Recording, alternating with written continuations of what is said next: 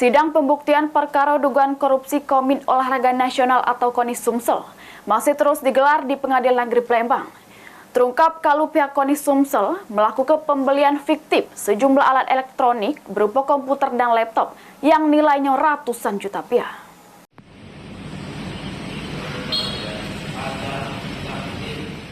Sidang pembuktian perkara dugaan korupsi Komite Olahraga Nasional atau KONI Sumsel masih terus digelar di Pengadilan Negeri Palembang. Di hadapan sidang yang diketuai oleh Sahat Sianipar, Jaksa Penuntut Umum Kejaksaan Tinggi Sumsel menghadirkan 4 wong saksi di juru persidangan. Siko diantaranya yakni pemilik CV Arta Komputer yang bernama Singgi, yang mana merupakan saksi pengadaan barang yang dihadirkan. Saksi tersebut dicecar dengan pertanyaan seputar pembelian barang yang dibeli oleh pihak KONI Sumsel.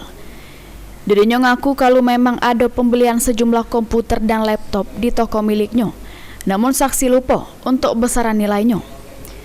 Sehingga penuntut umum mengingat kebesaran nilainya sebesar 34 juta rupiah. Sesudah itu, pas ditunjuk ke bukti beberapa kwitansi pengaduan komputer, laptop dan beberapa barang lainnya, nilainya hampir ratusan juta rupiah yang disinyalir sudah difiktifkan oleh pihak KONI Sumsel. Karena mengingat kondisi saksi Singgi juru keadaan menderita stroke, maka tidak mungkin dilakukan pemeriksaan secara mendalam oleh Majelis Hakim Pengadilan Negeri Palembang. Diketahui juru perkara ini, juru pemeriksaan perkara dugaan korupsi dana hibah KONI Sumsel ini menjerat 2 wong terdakwa, yakni oknum mantan petinggi KONI Sumsel. Keduanya bernama Suparman Roman dan Ahmad Thohir. Lutfi, PAL TV.